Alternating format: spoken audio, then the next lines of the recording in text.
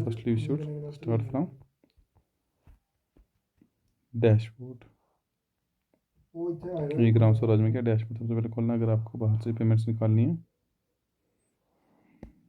अगर आपको डिटेल निकालनी है अपने पंचायत का, डैशबोर्ड सबसे पहले ओपन करेंगे ई ग्राम स्वराज में। डैशबोर्ड खोलने के बाद हम देखेंगे हमारे पास जो ऑनलाइन ट्रांजेक्शन स्टेटस है, online payment status. Online payment status में आपको ऐसे इंटरफेस खोलेगा। उसके बाद आपने चेक करना है लाइक एस 21-22 फाइनेंशियल ईयर का स्टेट सेलेक्ट करनी है आपने।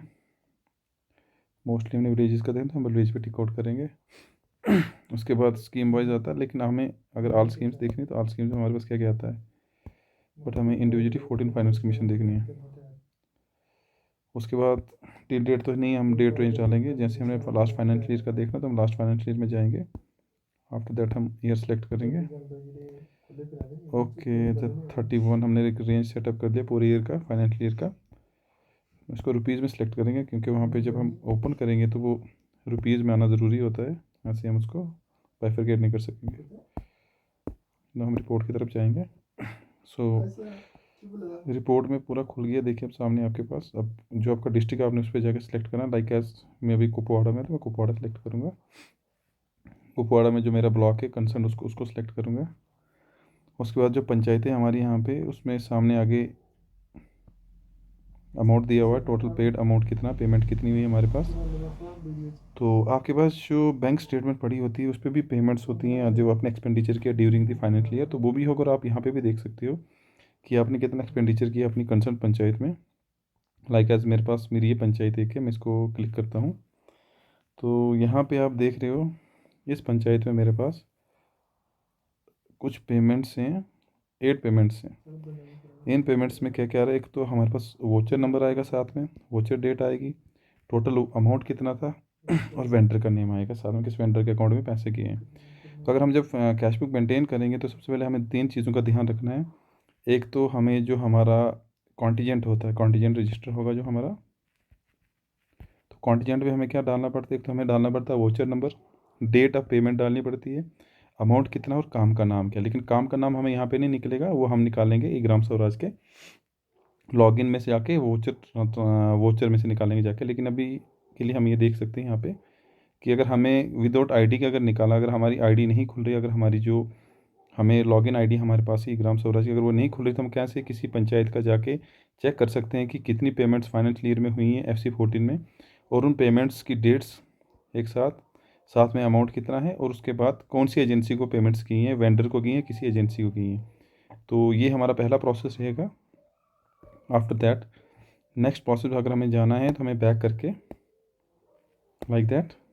उसके बाद अगर लॉगिन आईडी नहीं है तो लॉगिन आईडी के लिए आपको ये चीज़ करनी है। अगर लॉगिन आईडी आपके पास है, अगर आपके लॉगिन आईडी है, अगर आपको लॉगिन आईडी आपके कंसर्न सेक्रेटरी पंचायत या कंसर्न BDO ने दे रखी है, जो मैंने आपसे शेयर भी की हुई है ग्रुप में, बट कुछ कैंडिडेट्स की जो है वो चल नहीं रही है, तो वो जैसे मैंने डैशबोर्ड से देखा वहाँ से भी कर सकते हो। अब मेरे पास यहाँ ऑलरेडी मेरी जो पंचायत की आईडी है वो ऑलरेडी मैंने यहाँ पे लॉगिन करके रखी हुई है। सो इसको भी मैं री लॉगिन करने जा रहा हूँ।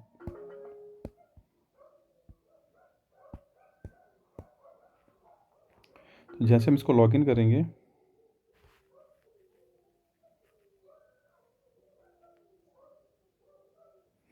हमारे पास ऐसा इंटरफेस खुल के आता है, ऑलरेडी आपको पता है।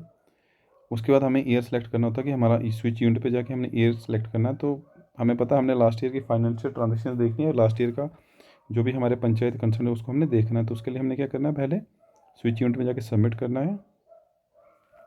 जब हम इसको सबमिट करेंगे, आफ्टर दैट हमारे पास एक ऐसा इंटरफेस खुल के आएगा जिसमें यूज़र मैनेजमेंट है, वोचर ट्रांजैक्शन है, पीरियड्स एंड प्रोसीजर्स हैं, मास्टर एंट्री और रिपोर्ट्स हैं। इन जो डिफरेंट इंटरफेस है इनका अपना अपना काम है। लाइक एज वोचर ट्रांजैक्शन जो है, इसमें से हम जो है 4 चीज़ें हमारे पास आती हैं। रिसिप्ट वोचर है, पेमेंट वोचर है, उसके बाद काउंटर वोचर है, उसके बाद जनरल वोचर है। तो अगर आपको लगता है कि आपने यहाँ पे पेमेंट हुई है और आप कैश बुक के साथ उसको टैली कर रहे हो लेकिन आपकी पेमेंट्स मिल नहीं रही हैं, तो एक बार जाके आप यहाँ पे व्यू PFMS में जाके आप रिपोर्ट चेक कर सकते हो कि आपकी जो पेमेंट हुई है, कंसर्न पेमेंट आपने जो की है, उस पेमेंट का क्रेडिट हुआ है या वो रिजेक्टेड है। क्योंकि कभी कभी पेमेंट होती है लेकिन वो रिजेक्टेड में आ जाती है, तो आप यहाँ पे देख पा रहे हो। फॉर एग्जांपल जैसे मैंने अपनी पंचायत की जो पेमेंटें की हैं, तो वो कितनी पेमेंट्स हुई और कौन कौन से टाइम पे वो पेमेंट्स हुई, जैसे मैंने आपको डैशबोर्ड में भी दिखाया, जो कि विदाउट आईडी के मैंने लॉगिन किया था। तो ये आईडी लॉगिन करने के बाद मुझे मिल रहा है ये इंटरफेस पूरा। यहाँ पे देखिए, यहाँ पे भी वोचर नंबर आपको पूरा प्रॉपरली मिलेगा, साथ में डेटा वोचर मिलेगी, एजेंसी कौन सी किसको पेड किया है, किस एजेंसी कौन सी और किसको पेड किया है, अमाउंट कितना है। उसके बाद ट्रांजैक्शन आईडी के साथ आगे क्रेडिट वाला ऑप्शन आएगा आपके पास। क्योंकि कभी कभी क्या होता है कि पेमेंट हो जाती है लेकिन वो कभी कभी क्या हो जाती है, रिजेक्टेड हो जाती है। लेकिन हमें क्या होगा, जो जहाँ पे हम उसको देख रहे हैं, जो हमने डैशबोर्ड से देखा, वहाँ पे भी हमें खाली वही एंट्रीज मिलेंगी जो क्रेडिट हुई हैं। लेकिन हम यहाँ पे अगर देखेंगे तो अगर कोई रिजेक्टेड पेमेंट है, क्योंकि वो बाद में रिवर्ट होकर आपके अकाउंट में वापस आएगी जब आपका कंसर्न पंचायत का अकाउंट है, तो वो भी आपको चीज़ चेक करनी है जब आप कैशबुक को मेंटेन कीजिएगा। आफ्टर दैट जब हम ये चीज़ देख लेते हैं कि हमारे पास ये सामने एक इंटरफेस खुल के आया था, जिसको हमने कहाँ से खोला था, इसको हमने खोला था वोचर ट्रांजैक्शन में जाके, पेमेंट वोचर में जाके व्यू PFMS में से खोला था हमने इसको। अब इसके बाद ये खुलने के बाद हम नेक्स्ट प्रोसीजर देखेंगे, जो कि है रिपोर्ट्स। रिपोर्ट्स में अगर आपको लगता है कि आपके पास डिटेल है लेकिन आपके कामों का नाम नहीं है, तो आप सिंपली क्या कीजिए, आप अपनी आईडी लॉगिन कीजिए जो आपका मेकर है, उसमें जाके आपने सबसे लास्ट में जाना है, कहाँ पे, रिपोर्ट्स में जाना है। रिपोर्ट्स में जाके आपने क्या करना है, फाइनेंशियल जो आपके रिपोर्ट्स है उसके बाद क्या है आपके पास, फाइनेंशियल प्रोग्रेस ईयर के नीचे आपके पास अकाउंटिंग रिपोर्ट्स हैं। तो आपके पास अकाउंटिंग रिपोर्ट्स पे क्लिक करने के बाद एक इंटरफेस खुल के आएगा। यहाँ पे आपके पास काफ़ी चीज़, जैसे डे बुक आ रही है, मंथली कैश बुक आ रही है, मंथली लेजर बुक आ रही है, जनरल ओपनिंग बैलेंस, हर एक चीज़ आपके पास यहाँ पे आएगी। तो यहाँ पे जो सबसे मेन चीज़ है, अगर आपको किसी काम का नाम जानना है कि पेमेंट जो हुई है वो किस किस काम की हुई है, क्योंकि वो आपके पास कैश बुक या कॉन्टीजेंट पर अगर आपके पास नहीं है, कॉन्टीजेंट पर अगर वो एंट्री नहीं हुई है, तो आप यहाँ से उसको ईजिली तरीके से निकाल सकती है। देखिए कैसे, अब जब हम वोचर रिपोर्ट में मारेंगे तो वोचर रिपोर्ट जैसे हमने क्लिक किया तो अब एक नेक्स्ट इंटरफेस खुल के हमारे सामने आएगा। देखिए यहाँ पे हमारे पास कितने इंटरफेस आ रहे हैं, एक रिसिप्ट वोचर आ रहा है, पेमेंट वोचर आ रहा है, काउंटर वोचर आ रहा है और जनरल वोचर आ रहा है। अब हमने चेक करना है कि हमने जो पेमेंट की है ड्यूरिंग दी फाइनेंशियल ईयर, जो लास्ट ईयर हमारा गया, जिसकी हमें एंट्री करनी, जिसकी हमें कैश बुक मेंटेन करनी है, तो हमने सिंपल सा क्या है, ईयर सेलेक्ट करना है, फाइनेंशियल ईयर 21-22। उसके बाद जो डेट है वो उसको हमने फाइनेंशियल ईयर में डालना है। तो पहली जो स्टार्ट होगी वो तो हमारी फाइनेंशियल ईयर के स्टार्टिंग से होगी, और नेक्स्ट जो डेट हमारे पास आएगी वो होगी हमारी फाइनेंशियल ईयर के एंड में। तो आपको पता है हमेशा जो फाइनेंशियल ईयर होता है वो 1 अप्रैल से शुरू होता है और 31 मार्च को एंड हो जाता है। नो, हम यहाँ पे पहुँच गए।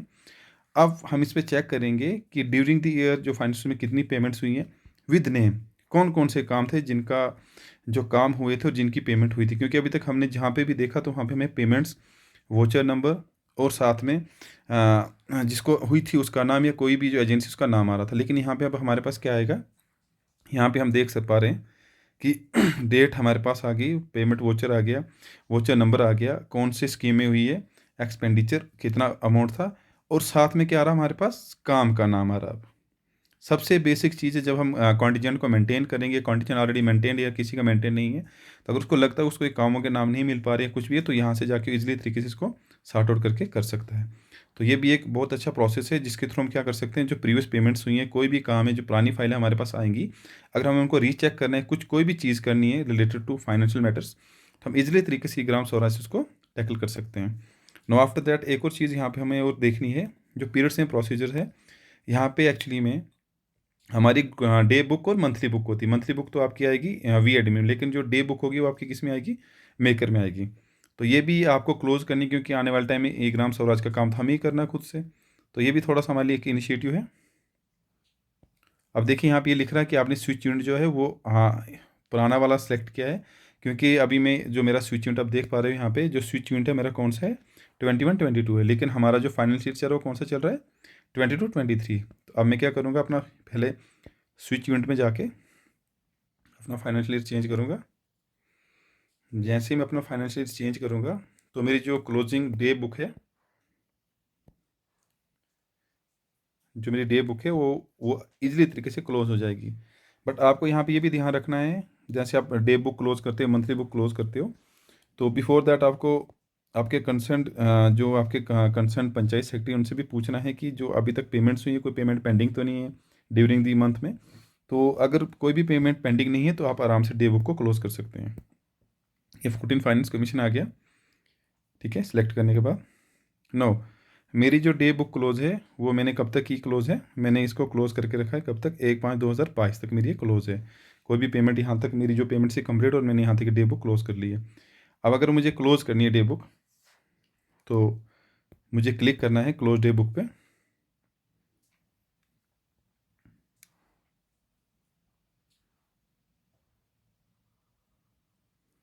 सो यहाँ पे कुछ एरर आ रहा है क्योंकि मंथली बुक जो है क्लोज हो गई है, लेकिन मेरी डे बुक, मेरी मंथली बुक अभी क्लोज नहीं की है मैंने वी एडमिन से, इसके लिए ये यहाँ पे पहले बोल रहा है कि आपको पहले मंथली बुक क्लोज करनी है, आफ्टर दैट आप डे बुक आके क्लोज कर सकते हो। तो एक सिंपल सा प्रोसीजर, हम इसको बड़ी इजी तरीके से कर सकते हैं। बस कुछ चीज़ें हैं जो हमें ध्यान में रखनी है, अगर हमें फाइनेंशियल रिकॉर्ड मेंटेन करना है तो इससे ईजी तरीका कोई हमारे पास है नहीं कि अगर हमें कहीं पे कोई VLW से पेमेंट का नहीं बता रहे हैं, कुछ नहीं बता रहे हैं, तो हम इजीली तरीके से देख सकते हैं कौन सा काम है, किस नोमेनक्लेचर का काम हुआ था, किस डेट में हुआ था। तो हम इसी इसी तरीके से उसको इजी तरीके से कर सकते हैं। Thank you.